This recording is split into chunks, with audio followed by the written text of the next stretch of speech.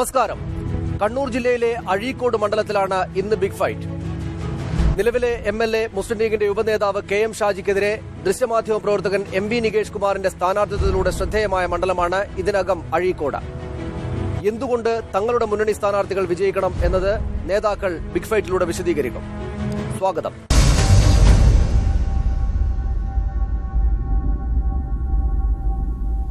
Big ഫൈറ്റിൽ പങ്കെടുക്കുന്നത് Shri MB Jayarajan, CPM നേതാവ്, Shri P Ramakrishnan, മുൻ DCC president, advocate VA Keshavan, അദ്ദേഹം BJPയുടെ സ്ഥാനാർത്ഥിയാണ് ഈ മണ്ഡലത്തിലെ, അഡ്വക്കേറ്റ് KA ലത്തീഫ്, മുസ്ലിം ലീഗിന്റെ നേതാവ്. ഇവരാണ് ബിഗ് ഫൈറ്റിൽ ഇന്ന് പങ്കെടുക്കുന്നത്.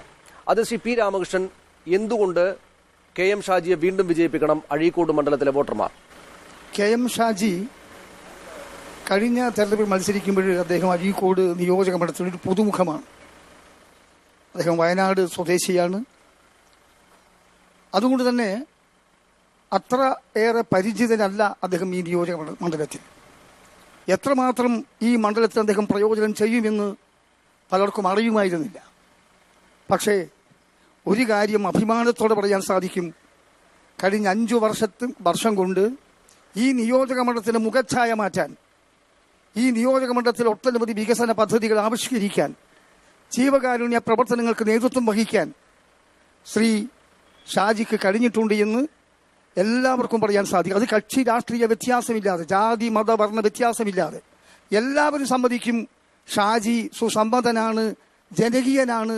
അദ്ദേഹം അതിലേറെ ഏറ്റവും വലിയൊരു കാര്യം, അദ്ദേഹത്തെ പറ്റിയുള്ള ഏറ്റവും വലിയൊരു എടുത്തു പറയേണ്ട ഒരു കാര്യം, അദ്ദേഹം മത തീവ്രവാദത്തിന് അതിശക്തമായി എതിർക്കുന്നു. അദ്ദേഹം കഴിഞ്ഞ തെരഞ്ഞെടുപ്പിൽ അദ്ദേഹം ഇതേ സ്ഥലത്ത് വെച്ച് അദ്ദേഹം പ്രസംഗിച്ചു, മത തീവ്രവാദികളുമായി ഒരു സന്ധിയും എനിക്കില്ല, മത തീവ്രവാദികളുടെ വോട്ട് കൊണ്ട് മാത്രമേ ഞാൻ ജയിക്കുമെങ്കിൽ ആ ജയം എനിക്ക് വേണ്ട എന്ന് വളരെ ശക്തമായി തൻ്റെ ഇടത്തോടെ നിർഭയമായി പറയാൻ അദ്ദേഹം സാധിച്ചു. അത് തന്നെ അദ്ദേഹത്തിന്റെ ഏറ്റവും വലിയ പ്ലസ് പോയിന്റാണ്. ഈ കഴിഞ്ഞ 5 വർഷം കൊണ്ട് അത് അദ്ദേഹം തെളിയിക്കുകയും ചെയ്തു. എത്രയെത്ര പദ്ധതികൾ. ഇപ്പൊ അഴീക്കൽ തുറമുഖമാണ് ഈ നിയോജക മണ്ഡലത്തിൽ, അതല്ലെങ്കിൽ കണ്ണൂർ ജില്ലയുടെ ഏറ്റവും വലിയൊരു സ്വപ്നം, വർഷങ്ങളായുള്ള സ്വപ്നം. ആ സ്വപ്നത്തിന് സാക്ഷാത്കാരം കണ്ടെത്താൻ, അതിന് അതിശക്തമായ തുടക്കം കുറിക്കാൻ ശ്രീ ഷാജിക്ക് കഴിഞ്ഞിട്ടുണ്ട്. ഐക്യ ജനാധിപത്യ മുന്നണിയുടെ ഗവൺമെന്റിലൂടെ എന്ന് ചൂണ്ടിക്കാണിക്കാൻ ആഗ്രഹിക്കുകയാണ്.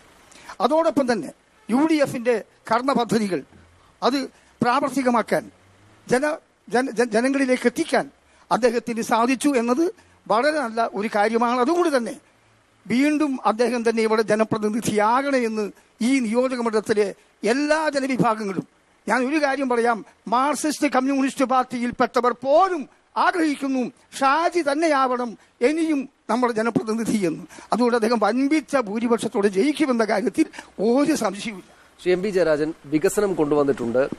മതവർഗീയ ശക്തികളോട് വലിയ തോതിലുള്ള എതിർപ്പ് തുറന്നു തന്നെ പ്രകടിപ്പിക്കുന്ന ആളുമാണ്. എന്തിന് പിന്നെ അദ്ദേഹത്തെ മാറ്റി ഒരു പുതിയ സ്ഥാനാർത്ഥിയെ കൊണ്ടുവരണം, അല്ലെങ്കിൽ ഒരു പുതിയ MLA കൊണ്ടുവരണം മണ്ഡലത്തിൽ? ഇടതുപക്ഷ ജനാധിപത്യ മുന്നണി അഴീക്കോട് മണ്ഡലത്തിലെ ജനങ്ങളുടെ മുമ്പിൽ വർഗീയതക്കും അഴിമതിക്കും UDF സർക്കാരിന്റെ ജനവിരുദ്ധ നയങ്ങൾക്കുമെതിരായി വിധി എഴുതണം എന്നാണ് അഭ്യർത്ഥിക്കുന്നത്. കേരളമാകെ വികസന മുരടിപ്പിലാണ്. അഴീക്കോട് പൂർണ്ണമായി വികസന കാര്യങ്ങളിൽ 5 വർഷം പരാജയമായിരുന്നു. വികസനത്തിന്റെ കാര്യമെടുത്താൽ ഇത് അഴീക്കോട് തുറമുഖത്തിന്റെ ഒരു ദൃശ്യമാണ്.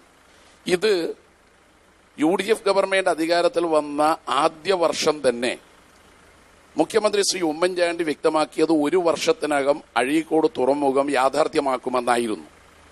എന്നാൽ ഇടതുപക്ഷ ജനാധിപത്യ മുന്നണി സർക്കാർ അധികാരത്തിലുണ്ടായിരുന്ന ഘട്ടത്തിൽ ആ തുറമുഖ വികസനവുമായി ബന്ധപ്പെട്ടുകൊണ്ട് 32 കോടി രൂപ ചെലവഴിച്ച് നിർമ്മാണ പ്രവർത്തനങ്ങൾ നടത്തിയതല്ലാതെ ഈ 5 വർഷം യാതൊരു വികസന പ്രവർത്തനവും നടത്തിയില്ലെന്ന് മാത്രമല്ല, അവസാന വർഷത്തെ ബജറ്റിൽ 100 കോടി രൂപ വകയിരുത്തുകയും ജനങ്ങളെ വഞ്ചിക്കുകയുമാണ് ചെയ്തത്. 1 വർഷത്തിനകം തുറമുഖം പൂർത്തീകരിക്കുമെന്നായിരുന്നു പറഞ്ഞത്. മട്ടന്നൂർ വിമാനത്താവളത്തിന്റെ കാര്യത്തെ പോലെ യഥാർത്ഥത്തിൽ ഇവിടെ സംഭവിച്ചത് എന്താ? അഴീക്കോട് തുറമുഖത്തിന്റെ കാര്യത്തിൽ UDF ഗവൺമെന്റ് വന്ന ഉടൻ കലക്ടർ ചെയർമാനായ മോണിറ്ററിംഗ് കമ്മിറ്റി പിരിച്ചുവിട്ടു. അതോടൊപ്പം സ്പെഷ്യൽ ഓഫീസറെയും തിരിച്ചു വിളിച്ചു. യഥാർത്ഥത്തിൽ അഴീക്കോട് തുറമുഖം യാഥാർത്ഥ്യമാക്കണം എന്നാണ് ആഗ്രഹിച്ചിരുന്നതെങ്കിൽ ഈ രണ്ട് പ്രധാനപ്പെട്ട LDF ഗവൺമെന്റ് തുടങ്ങിവെച്ച ആ ഓഫീസുകളും ഓഫീസർമാരെയും എന്തുകൊണ്ട് ഇവിടുന്ന് പറഞ്ഞയച്ചു? ഇതൊരു പ്രധാനപ്പെട്ട ചോദ്യമാണ്. ഒരു കാര്യവും നടന്നില്ലെന്ന് മാത്രമല്ല, അന്ന് ഇടതുപക്ഷ ഗവൺമെന്റിന്റെ കാലത്ത് തുറമുഖം മാത്രമല്ല, പ്രകാശം മാസ്റ്റർ നടത്തിയിട്ടുള്ള വിവിധ വികസന പദ്ധതികൾ എടുക്കാം. അന്നത്തെ അഴീക്കോട് മണ്ഡലത്തിൽപ്പെടുന്ന കണ്ടെയ്നർ ഫ്രൈറ്റ് ഇന്ന് കല്യാശ്ശേരി, അത് കൊണ്ടുവന്നത് പ്രകാശം മാസ്റ്ററാണ്. അത് വരുമ്പോൾ തന്നെ ലക്ഷ്യമാക്കിയത് ഈ തുറമുഖത്തിൽ നിന്നും ആവശ്യമായ കാര്യങ്ങൾ ഈ ഫ്ലൈറ്റിലേക്ക് വേണ്ട റോഡ് മാർഗമുള്ള കാര്യങ്ങൾ ചെയ്യാമെന്നായിരുന്നു. ഇപ്പൊ കണ്ടെയ്നർ ഫ്ലൈറ്റ് കേന്ദ്ര ഗവൺമെന്റ് അത് സ്വകാര്യ മേഖലക്ക് വിട്ടുകൊടുക്കാൻ പോവുകയാണ്. ഇനി മറ്റൊരു പ്രധാനപ്പെട്ട കാര്യം എടുക്കാം. ഈ തുറമുഖത്തിന് വേണ്ടുന്ന ഏറ്റവും പ്രധാനപ്പെട്ട കാര്യം ഭൂമി ഏറ്റെടുക്കലാണ്. ഒരു തുണ്ട് ഭൂമി ഈ 5 വർഷത്തിനകം തുറമുഖത്തിന് വേണ്ടി എടുത്തോ? ഇതൊക്കെ പക്ഷേ എന്നുള്ളതാണ് യാഥാർത്ഥ്യം. MLA മാത്രം കുഴപ്പങ്ങളുടെ പരിധിയിലാണ്. അതാണ് ഞാൻ പറഞ്ഞത്. വികസന മുരടിപ്പാണ് കേരളത്തിലാകെ. അപ്പൊ സംസ്ഥാനത്താകെ വികസന മുരടിപ്പാണ്. അഴീക്കോടും ഒരു വികസനവും നടന്നില്ല. പിന്നെ ഇവിടെ പറഞ്ഞു തീവ്രവാദത്തിന് വർഗീയതക്കെതിരായി പറഞ്ഞു. ശ്രീ KM ഷാജി നടത്തിയ പ്രസംഗത്തിന്റെ ഒരു കോപ്പിയാണ്. അദ്ദേഹം പറഞ്ഞു നരേന്ദ്രമോദിയാണ് വികസനത്തിന് മാതൃക. അതെന്റെ BJPയുടെ മാന്യ സുഹൃത്ത് പറയുമായിരിക്കും. 2002 2000 മുസ്ലിങ്ങളെ കൊലപ്പെടുത്തിയ നരേന്ദ്രമോദി മഹാനാന്ന് വാഴ്ത്തിയ ലീഗ് നേതാവിനെ എങ്ങനെ ഈ അഴീക്കോട് മണ്ഡലത്തിലെ ജനങ്ങൾ വിലയിരുത്തും? അത്തരം വിഷയങ്ങളിലേക്ക് വരാം. ഇതാണ് വികസനം എന്നത് കെട്ടുകഥയാണ്. സംസ്ഥാനത്ത് ആകെ തന്നെ വികസന മുരടിപ്പാണ്. ഈ MLAയും പ്രത്യേകിച്ചൊന്നും ചെയ്തിട്ടില്ല. ഈ വർഗീയതക്കെതിരെയുള്ള നിലപാട് ഇങ്ങനെയാണ്. നരേന്ദ്രമോദിയെ സ്തുതിക്കുക എന്നതുകൂടെ അദ്ദേഹം ചെയ്തിട്ടുണ്ടെന്നാണ് അദ്ദേഹത്തിന്റെ ആരോപണം. ഒരു കമ്മ്യൂണിസ്റ്റുകാരന് എത്ര മനോഹരമായി കളവ് പറയാം എന്നതിന്റെ ഒരാവിഷ്കാരമാണ് ഇപ്പോൾ ഇവിടെ നടന്നത്. അദ്ദേഹം ഒരു പേപ്പർ ഉയർത്തി കാണിച്ചു, പക്ഷെ അത് വായിക്കാൻ തയ്യാറായില്ല. അത് കൊണ്ടുവന്നത് എങ്ങനെയാണെന്ന് അറിയില്ല. അത് പോട്ടെ. ഇവിടെ KM ഷാജിയെ സംബന്ധിച്ചിടത്തോളം ഈ നിയോജക മണ്ഡലത്തിൽ കഴിഞ്ഞ 5 വർഷക്കാലം, 5 വർഷം എന്ന് പറയുന്നത് ഒരു ജനപ്രതിനിധിയെ സംബന്ധിച്ച് വളരെ ചെറിയ പീരീഡാണ്. ആ 5 വർഷക്കാലം KM ഷാജി ഈ നിയോജക മണ്ഡലത്തിൽ നടത്തിയ വികസന പ്രവർത്തനത്തെക്കുറിച്ച് അദ്ദേഹം എൻ്റെ അഴീക്കോട് എൻ്റെ അഭിമാനം എന്ന പേരിൽ വളരെ ഭംഗിയായി ഓരോ പദ്ധതികളും എടുത്തു കാണിച്ചുകൊണ്ട് അദ്ദേഹം തൻ്റെ 5 വർഷത്തെ വികസന നേട്ടം ജനങ്ങളിലേക്ക് എത്തിക്കുന്നു. ജനങ്ങൾ ഇത് വായിച്ച് വിലയിരുത്തി. നമ്മുടെ എല്ലാ രംഗത്തും ഗ്രേഡിംഗ് ആണല്ലോ ഇപ്പോൾ. ജനങ്ങൾ തീരുമാനിക്കട്ടെ. അദ്ദേഹം നിയമസഭയിൽ 100% ഹാജർ നിലവാരം പുലർത്തിയതുപോലെ നിയോജക മണ്ഡലത്തിന്റെ വികസന പ്രവർത്തനങ്ങൾ 100% മാർക്ക് അദ്ദേഹത്തിന് ഇതൊരു തവണ വായിച്ചു നോക്കിയാൽ കിട്ടുമെന്ന കാര്യത്തിൽ യാതൊരു തർക്കമില്ല. അതുകൊണ്ട് തന്നെ വികസനം എന്ന തുറമുഖവുമായി ബന്ധപ്പെട്ട് 88 കോടിയുടെ അടങ്കലുമായി ബന്ധപ്പെട്ട പരാമർശം അദ്ദേഹം ഇതിൽ നടത്തിയിട്ടുണ്ട്. ഇത് തെറ്റാണെങ്കിൽ സഖാവ് MV ജയരാജൻ തെളിയിക്കണം. ഇത് രേഖയാണല്ലോ സമർപ്പിക്കുന്നത്.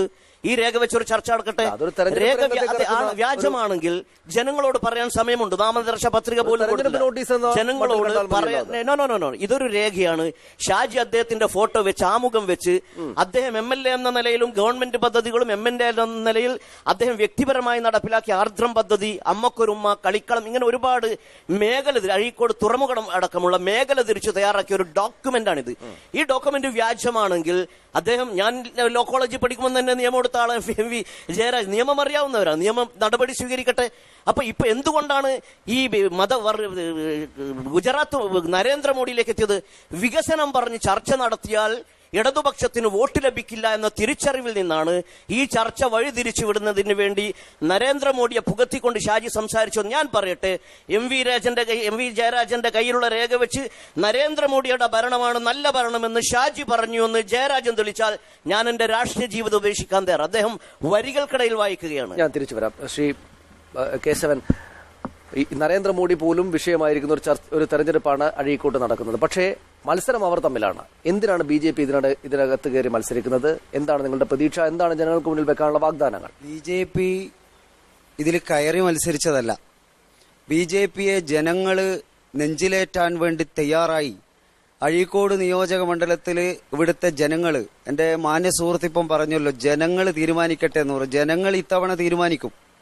ഒരു സന്തോഷമുള്ളത്, 3 പേരും പറഞ്ഞിട്ട് ബോള് BJPയുടെ കോർട്ടിലേക്ക് ഇട്ടു തന്നതിന് നന്ദി. BJP പറയുന്നത് നരേന്ദ്രമോദി വികസന നായകനാണെന്ന് KM ഷാജി പറഞ്ഞതിനെ കുറിച്ച് എൻ്റെ സീനിയർ ലോയർ MV ജയരാജൻ അവരുടെ പറഞ്ഞു കഴിഞ്ഞു. അബ്ദുള്ളക്കുട്ടി MLA കമ്മ്യൂണിസ്റ്റ് പാർട്ടി ശാസിച്ചിട്ടാണ് ഇത് തുടങ്ങിയത്. ഗുജറാത്തിനെ മാതൃകയാക്കണമെന്ന് അബ്ദുള്ളക്കുട്ടി ഗുജറാത്ത് സന്ദർശിച്ച് വന്ന് ഇവിടെ പറഞ്ഞതെന്നാണ് അബ്ദുള്ളക്കുട്ടി പുറത്തേക്ക് പോകാൻ കാരണം. രണ്ടാമത്തേത് KM ഷാജി ആണെങ്കിൽ നമുക്ക് വളരെ സന്തോഷമുണ്ട് അക്കാര്യത്തിൽ. മോഡിജി ഇവിടെ കൊണ്ടുവന്ന ഈ വികസന പ്രവർത്തനങ്ങൾ ഈ മണ്ഡലത്തിൽ നടപ്പാക്കാൻ നടത്തിയ ശ്രമം എന്ത്? അതാ ഞങ്ങൾക്ക് ചോദിക്കാനുള്ളത്.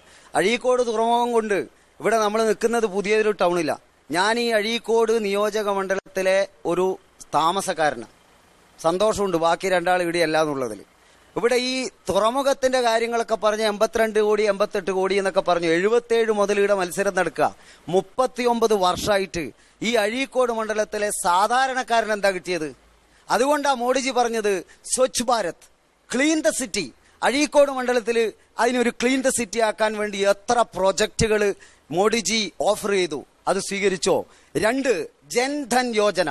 അഴീക്കോട് മണ്ഡലത്തിന് വേണ്ടി മോഡി നേരിട്ട് എല്ലാ കോൺസ്റ്റിറ്റ്യുവൻസി എല്ലാ സ്റ്റേറ്റുകളിലും അതാത് MLA-മാർ അത് കേന്ദ്ര ഗവൺമെന്റുമായി ബന്ധപ്പെട്ടാൽ കിട്ടാവുന്ന ഒരുപാട് പദ്ധതികളുണ്ട്. ആ കേന്ദ്ര പദ്ധതികൾ കൊണ്ടുവരാനൊന്നും ശ്രമിച്ചില്ല. 1. 2 ജൻധൻ യോജന നടപ്പാക്കിയോ? സുകന്യ പദ്ധതി നടപ്പാക്കിയോ? ഇവിടുത്തെ ബാങ്കുകൾ നോക്കൂ. നാഷണലൈസ്ഡ് ബാങ്കെന്ന് ഇവിടുത്തെ ബാങ്കിലെ മാനേജർമാർ പറയുന്നു ലോൺ തരില്ല. ഞങ്ങൾ അതിനെതിരെ ഇവിടെ പ്രക്ഷോഭം നടത്തിയിട്ടുണ്ട്. ഇവിടെ കാട്ടാമ്പള്ളിയിലുള്ള കോളനിയുടെ അവസ്ഥ 1977 ഇവിടെ സഖാവ് MVR മത്സരിക്കുന്ന അതേ അവസ്ഥ തന്നെയാ ഇപ്പോൾ ആ കോളനിയിലുള്ളത്. അഴീക്കൽ, നീർക്കടവ് ഇന്ന് ഞങ്ങൾ പോവുകയാ. അവിടുത്തെ മത്സ്യത്തൊഴിലാളിയുടെ അവസ്ഥ 77 സഖാവ് MVR മത്സരിച്ച് ജയിച്ച അതേപോലെ തന്നെ ഇപ്പോൾ ഉള്ളത്.